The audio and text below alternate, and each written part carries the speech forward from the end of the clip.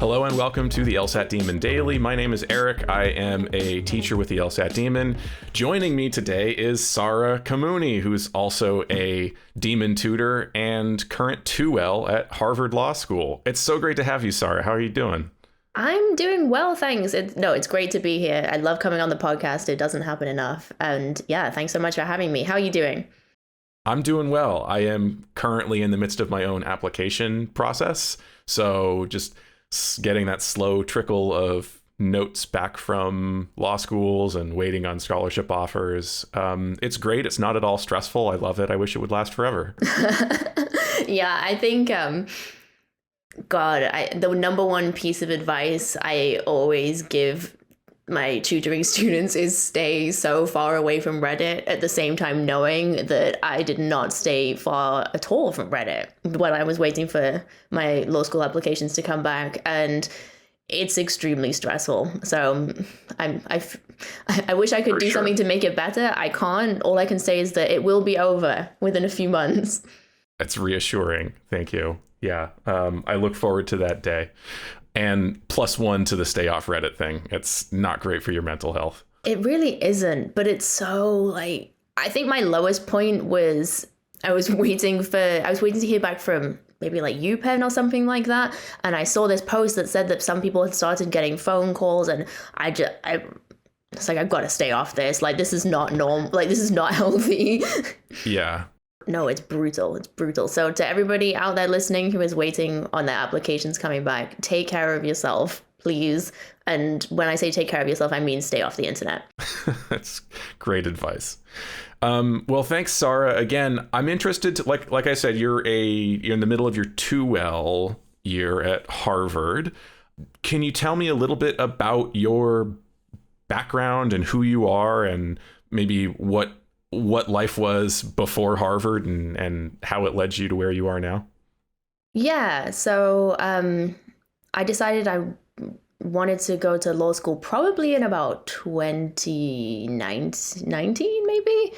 And I previously worked in journalism after I graduated college in 2016, and I worked in journalism in Washington, D.C.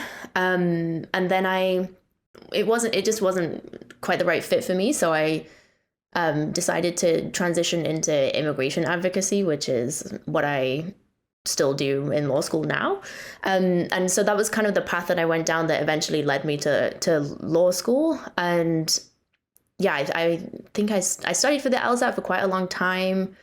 Probably longer than I should have. I don't think I was studying properly for quite a long time. But I eventually got my LSAT results, and they were way, way higher than I'd ever anticipated. So that's what kind of led me to just throw an application in to go to HLS. And yeah, now I'm here.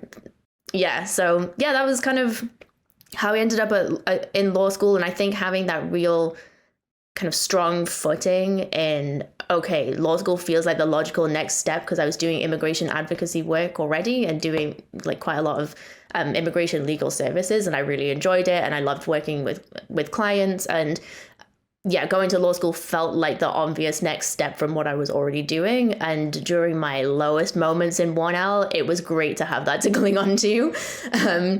Really, it was really, really helpful to be like, wait, there's a reason why I'm doing this.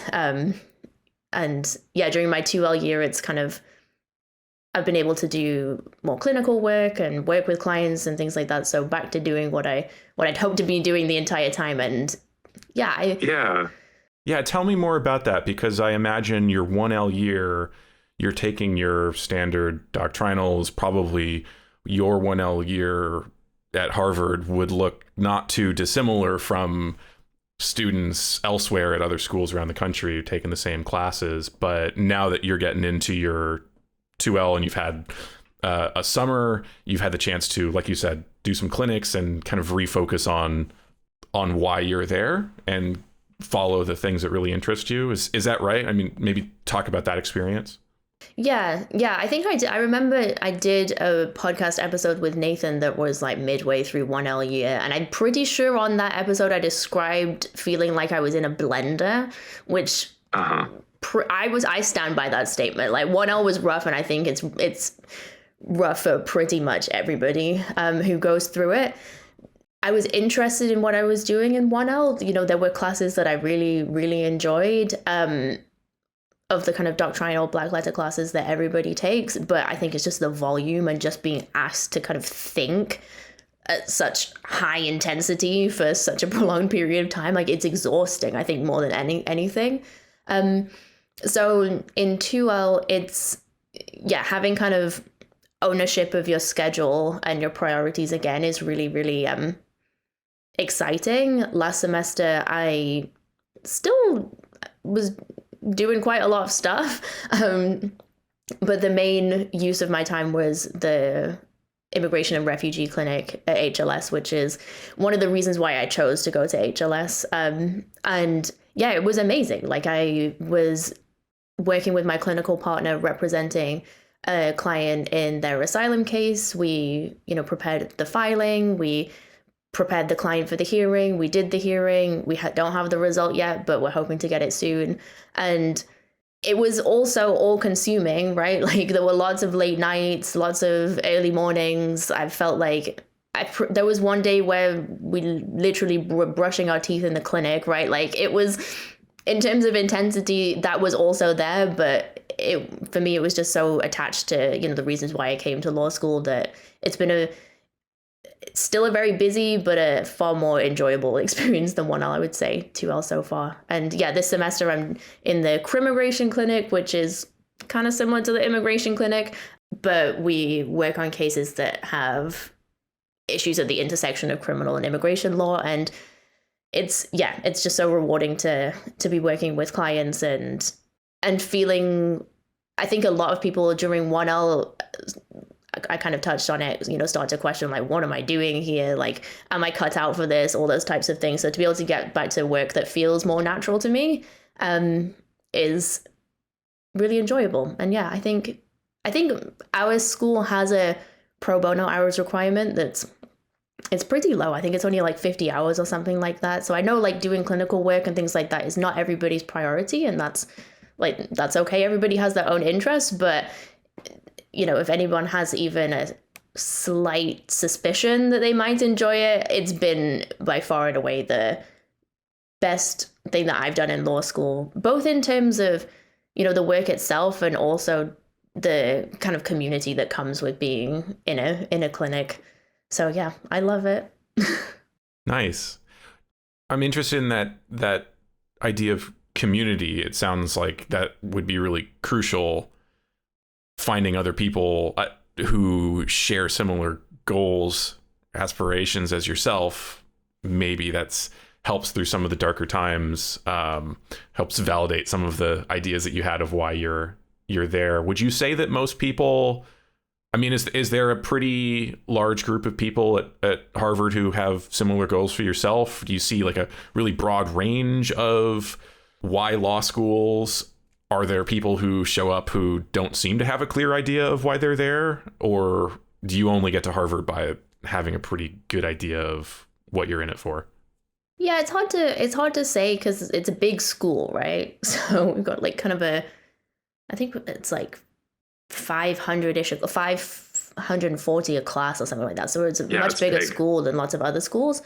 But I think students broadly shake out into, there's a pretty robust cohort of students who want to do public interest related work, whether that's direct client services or like impact litigation in like the environmental law space or, a whole range of issues.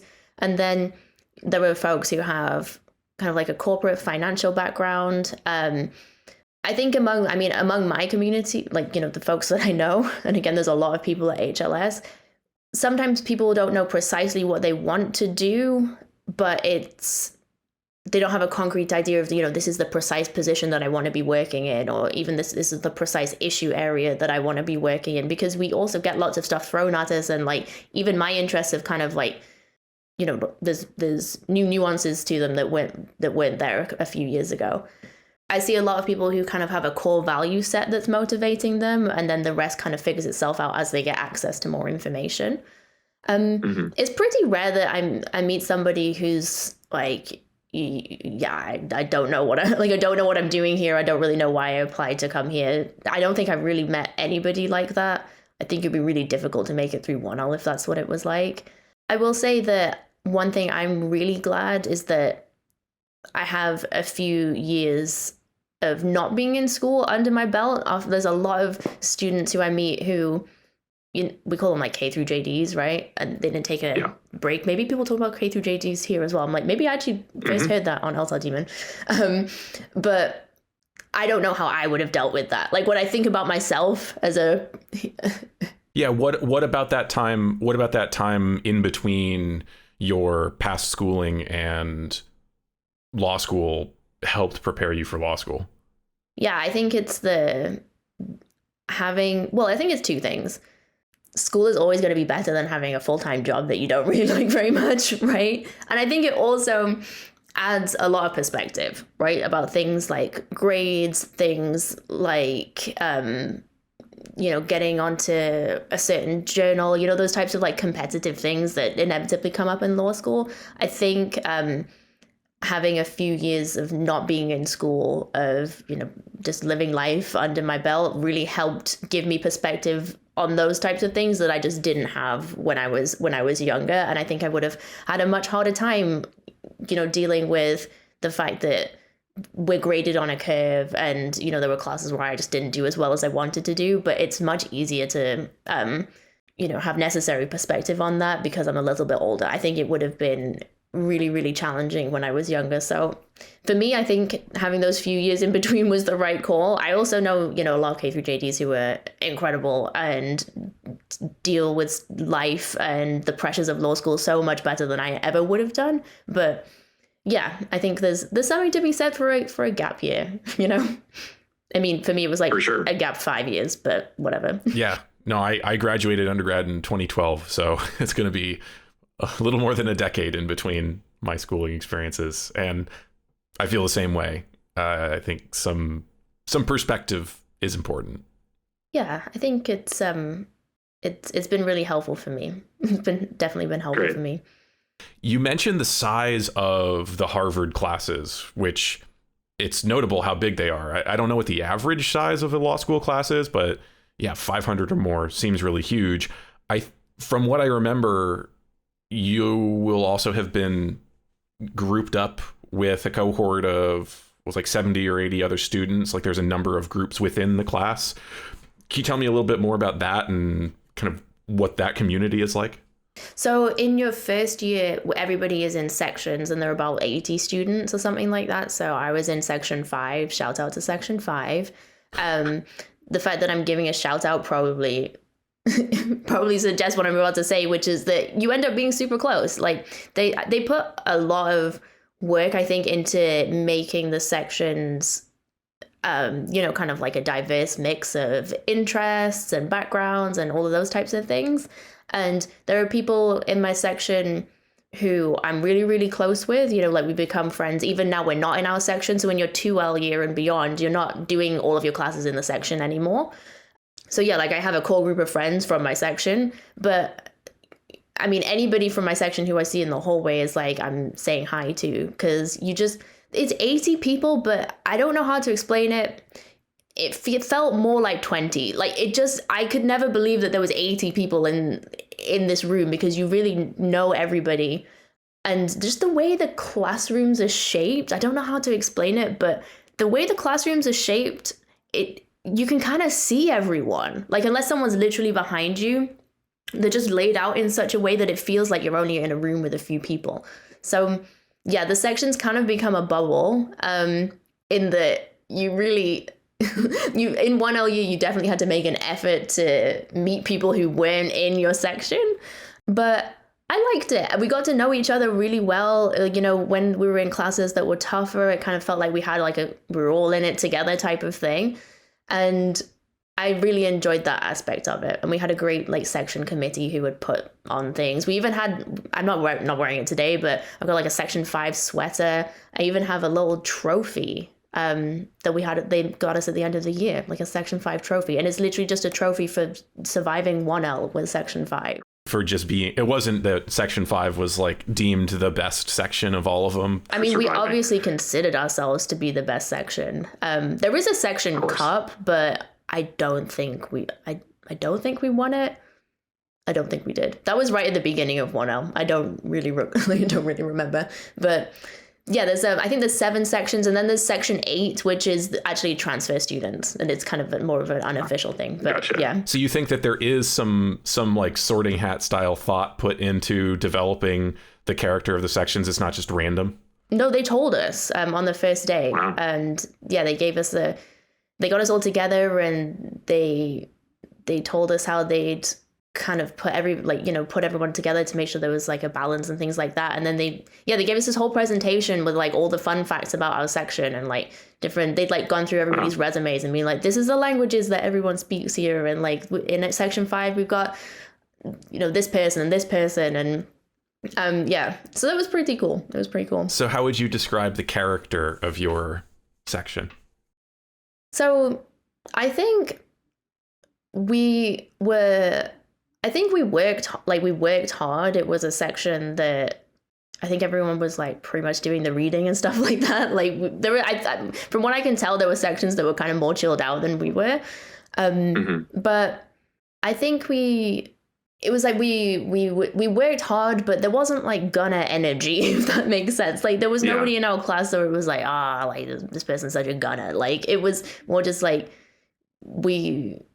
everybody was kind of interested and engaged, but also everybody was really friendly. Like it was pretty pleasant. Like I mean, 1L was painful, but it wasn't because of the people that were in it wasn't because of the people I was surrounded by. It was just the realities of 1L. Yeah. Are gunners a thing? I think they might be. I haven't really come across I don't think I've come across like a true gunner. My understanding is that, I mean, like I have friends who are at other schools, and like I've definitely had friends be like, there's somebody who's definitely a gunner in my class, but I don't think I've ever been in a class with somebody where it's like, yes, this is what the people were talking about when they said gunner, which is good. I'm glad that hasn't happened, because it sounds like it would make what can already be a challenging experience even more challenging. Sure. But we have a lot, like we had professors in 1L who would be like, don't put they would proactively say like, please don't put your hand up. Like I will invite questions, or like I will call on people, or like I will invite specific questions, and I will be picking different people every time, type of thing. So I don't know if that maybe like played into it to some extent, but. Do you see a pretty broad range of teaching styles? Yes, definitely. Some professors are, I mean, I think it ranges not just in terms of workload, like some professors give you like a lot of reading, like an amount of reading that nobody is ever realistically going to get through.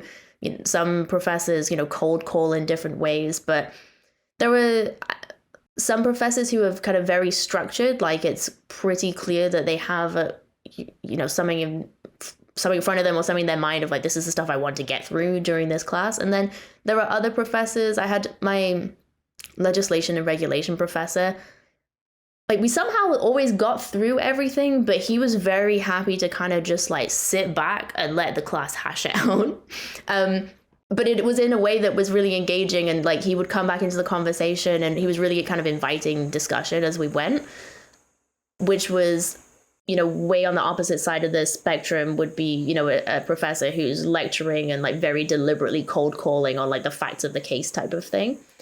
I kind of like the discussion based better, because it feels like even when you get called on, it's less about, okay, did you see what's in that footnote? And now I'm testing if you've seen what's in that footnote, and more just kind of teasing out ideas, which less like being called out on a game show or something where you might get eliminated if you give the wrong answer. Exactly. Sometimes professors won't even cold call at all, right? Like, and they'll just really like go by volunteers and things like that. Nice. You mentioned a couple of things which helped you get through 1L. I think the community and just remembering your reason for being there in the first place. Any other advice for future 1Ls on making it through that first dark year? I think like this is not something that I did that I wish I'd done, but kind of getting into good habits off like before law school, not in terms of studying and stuff like that. I mean like in terms of your like personal health. So like I don't know, being on like a good exercise routine or making sure that you know, have plans in place to keep yourself sufficiently nourished and things like that, I think would be really good. And I think just kind of setting rules with yourself. Like I kind of made the decision pretty early on that I wasn't going to be pulling all-nighters on stuff. Like there were times where I stayed up a little bit later, but just kind of having those boundaries of like, okay, you know, this is how I want to balance like what I'm doing in law school and my health. Maybe it's because I'm like 27 years old, so maybe I just feel it more or something. But to me, it just wasn't, it wasn't going to be worth pulling all-nighters and stuff like that. So kind of just giving yourself permission in advance to I guess, be kind to yourself in those really stressful moments, because the peer pressure is going to be there, right? The peer pressure is going to be there to, you know, stay up all night and really do all of those things. But yeah, for me, I knew that wasn't really how I wanted to go through law school. So I just kind of gave myself permission to not do that. And things turned out okay. Great. I love that. Building some healthy habits in the months before law school sounds great. And to the extent that building those habits will allow you to continue them throughout, I imagine not everything is going to stick. Some things are going to get lost once you're in school. But if you can establish those routines so that, you know, even some of them, even if it's just a healthy sleep cycle, will stick with you, then that's going to go miles. Exactly, like the healthy sleep cycle, that would be very important. And yeah, I think one thing that has been really valuable for me is, yes, like I give myself permission to just like call it a night and go to bed. And things are always so much easier in the morning. Like I wish I had known that when I was an undergraduate. Like if you actually just like go to bed at 11 and then wake up at 7 and then just start trying to read the thing that you were trying to read the night before, it suddenly makes perfect sense. Like, I'm like, you're telling me that trick was there the entire time? Great, perfect. Sounds like some advice that I occasionally try to give to LSAT students. No, for real. And I think like a lot of the things that I'm saying are things that could also be very helpful during your LSAT journey, right? Absolutely. Okay, so taking those efforts to build some healthy routines leading up to law school sounds great. Did you do anything else in the way of like prepping for law school? I know you can, there are books, there are like pre-law prep courses that you can buy into. Did anything like that? No, I didn't do that. I actually spent the whole of the summer directly before law school doing immigration legal services work, which was really... That sounds more important. Well, the reason I'm saying this is because I actually wish that I had taken more time off, like directly before law school. I think I went into law school very exhausted. Like I had a pretty intense summer of work, in the just the nature of the work that I was doing was just like very full on. And I wish that I had taken like 6 weeks to just do nothing. I don't think there was any need to do a pre-1L course. Like at HLS, they have this thing called 0L, which they give you, which is kind of like an e-learning video thing. I'm going to be honest, I didn't get through the whole thing and it turned out fine. So I definitely did not consider paying for any type of pre-law school prep thing. And honestly, you're going to learn everything you need to know once you get there. All right. So you're halfway through. What are you looking forward to in the second half? Oh my God. What am I looking forward to? Besides being done, maybe. I'm looking forward to hopefully next year being kind of an advanced clinical student, a kind of a returning clinical student, going back to clinics that I've done before, and kind of just getting to see how I'm developing, not just, you know, academically, but in terms of, I guess, sort of like professionally as well, as like somebody who wants to be representing clients directly in my career. I'm looking forward to we have a writing requirement that you have to complete to graduate, and I haven't really figured out how I'm going to fulfill that yet, but I'm hopeful that I'll be able to get really stuck into, you know, a research topic that I find interesting and kind of get that knocked out of the way. I have some ideas floating around in my head, but yeah, that's something that we do a lot of reading in law school, but you don't get to do a lot of writing, right? And well, maybe in some places you do, but I have not. The classes that I've ended up taking, it's very much been like final exam type situation. So going back to what feels more familiar to me, getting really, really stuck in on a topic and writing a nice research paper about it, I'm excited to do that.